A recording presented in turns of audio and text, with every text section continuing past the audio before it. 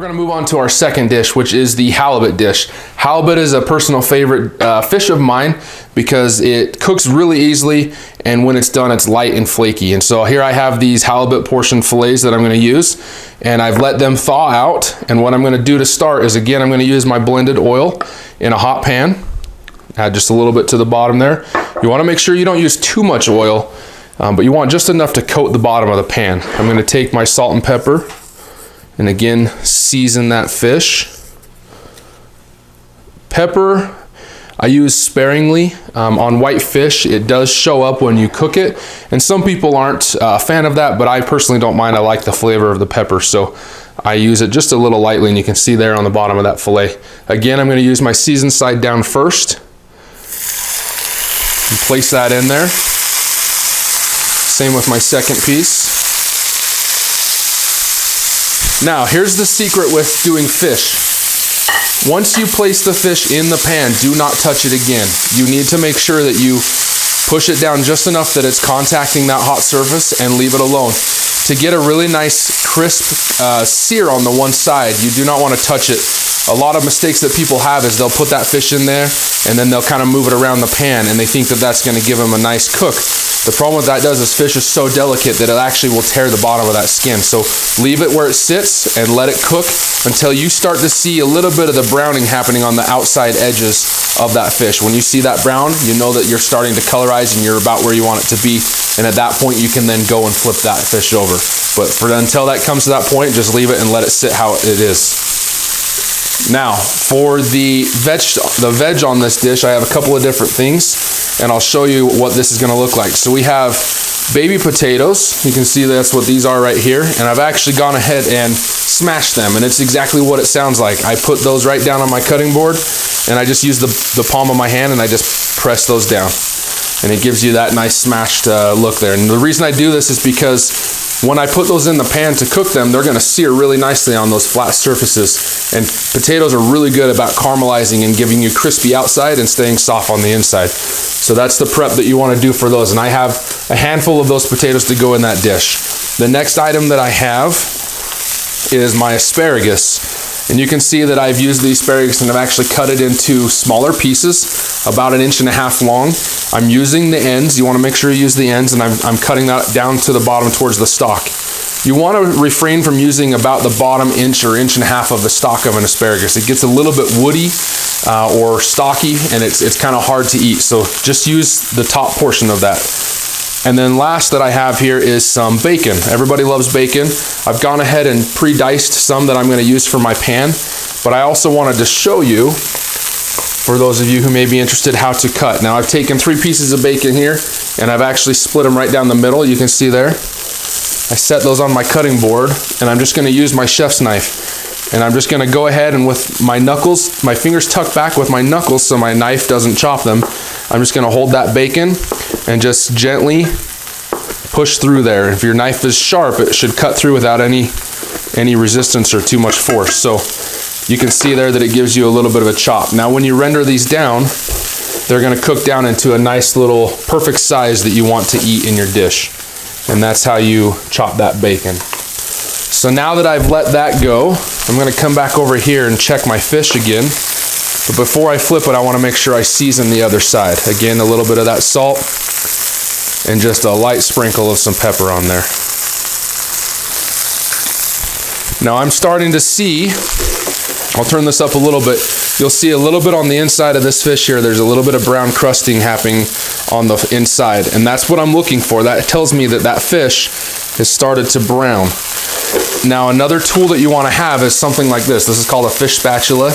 You can use any kind of spatula that is very thin and lets you get under that fish without a little bit of resistance. And that's the key to having fish that turns out really nice, is you're using a good spatula that helps you to grab it and flip it over. Now you can see that that fish is brown on the top side, and if you touch it, it actually has a little bit of that crunchiness that you're looking for with the skin or the top of the fish. And later on, when we baste this in more butter, you'll notice that it richens the color and gets a little bit darker, because that butter will add extra flavor and caramelization to that dish. Now I'm going to take this and set it off to the side a little bit here and let that keep going. And I'm gonna use another pan to start the veg that I have. So again, use my oil and coat a little bit of the pan here. And the first thing I wanna do is add my bacon. Now obviously bacon's gonna release a little bit of grease, and that's fine, so you don't wanna use a ton of oil. But the reason I start with that bacon is it's gonna take a little bit of time to render the bacon down. And that's okay, you just wanna make sure that you let it start to render before you add anything else to the dish, because once you add more components, that bacon tends to stop cooking. And so you wanna make sure you've cooked it just enough so that it's actually ready to eat and it doesn't raw bacon for you.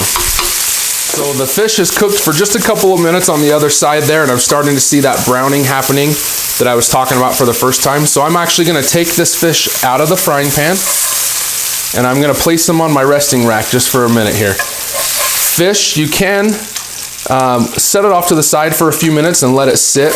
It doesn't necessarily mean that you have to let it rest to evenly transfer, because fish is a little bit different in the way that it cooks, but it's okay to let it sit for just a few minutes and let it rest, because I'm going to put it back inside the pan and baste it with more butter to bring it back up to temp. So I'm gonna let that sit so it's not overcooked. And now I've let this bacon render a little bit. You see it starting to change some color. I'm gonna add my potatoes. So I wanna take these potatoes here, and like I was explaining, I'm just gonna place them flat side down and press them just a little bit. Try and put them in the hot spots on the pan so they get a nice caramelization.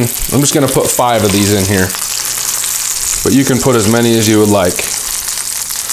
So I'm gonna let those cook for just a few minutes to start caramelize on the other side. Okay, so now those potatoes have seared just a little bit, and I'm gonna go ahead and flip them over, but I'll show you that the one side here is started to caramelize on that flat surface. So I'm just gonna spin those over so they cook on the other side. And you can see that in the pan, my bacon has continued to render down. You're getting a little bit of that bacon flavor released, and that's okay because everybody loves bacon flavor. So now I'm gonna take some of this asparagus and I'm just gonna sprinkle it along the outside of that pan to again saute and bring some color to it. And then we'll let this cook for just a couple more minutes. So now our veg has had a little bit of time to cook, and you can see that potatoes are browned all the way around. The bacon is rendered down nicely. So I'm gonna go ahead and actually add some butter to this. This one I'm using is the lemon dill butter. Obviously dill and lemon go perfectly with fish and the veg that goes with it. So I'm just gonna add a little bit of that to the pan there. I'm also gonna add some of my herbs that I've used. This is the parsley, and then this time I'm actually gonna add a little bit of the dried chives. Chives go well with dishes. And I'm gonna let that go ahead and cook for just a second in that butter. Let those potatoes soak up some of that flavor.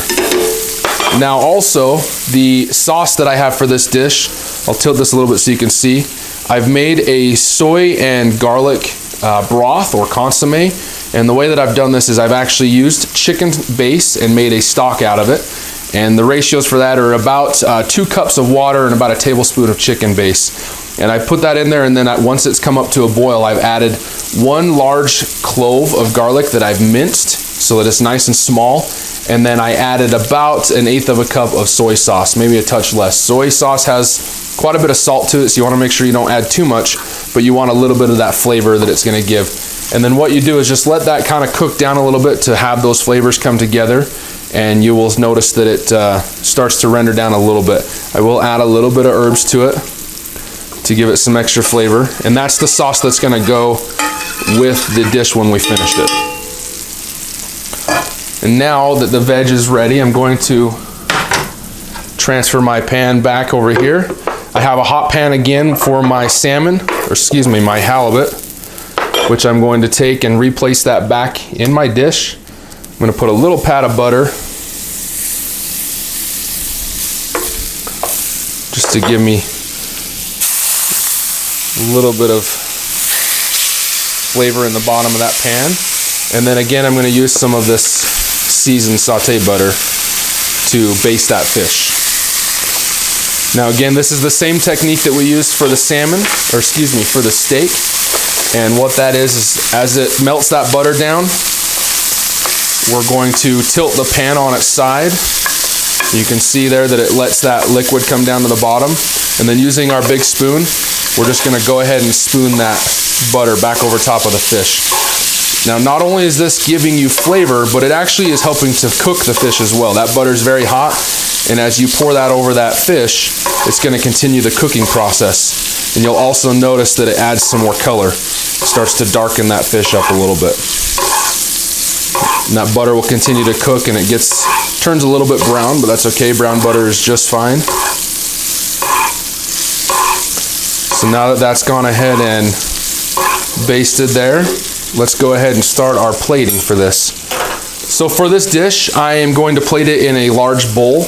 It's open so you can see and be able to access the dish as you're eating it, but it looks nicer in a bowl because you're gonna add consommé or broth, and it's going to sit in the bottom of that. So it's better to do this in a bowl rather than a plate so the sauce doesn't go everywhere. So to start us off, I'm gonna bring my veg pan over, and I'm going to add some of this veg in the bottom of this plate here. Make sure you get enough of that bacon and asparagus there. I want to add some of these potatoes. And they tell you to do, when you're plating, do things in odd numbers. It looks easier on the eye when you use odd numbers. So these potatoes, I'm going to just put 3 of those in there rather than 4 of them. And then I'm going to take my fish with my spatula here, and I'm just going to place it right across the top of that. And then I'm going to finish this up by adding some of this broth to it. Just go ahead and let it pour right over top of that fish. It's going to add that extra flavor. And you want enough that you're going to see that start to pool at the bottom of your dish. And then last for a garnish, I have some fried onions that I'm going to place just right across the top here. One nice thing is when you're eating fish, it's nice to have a crunch factor or a crunch element that goes with it, because everything's going to be very soft in this dish, and to have something that gives you a contrast makes it a lot easier and nicer to eat. So that's what we're going to end up there with, is the seared halibut, our potatoes, asparagus, and bacon, and then we have our broth that we've added to the bottom of that dish.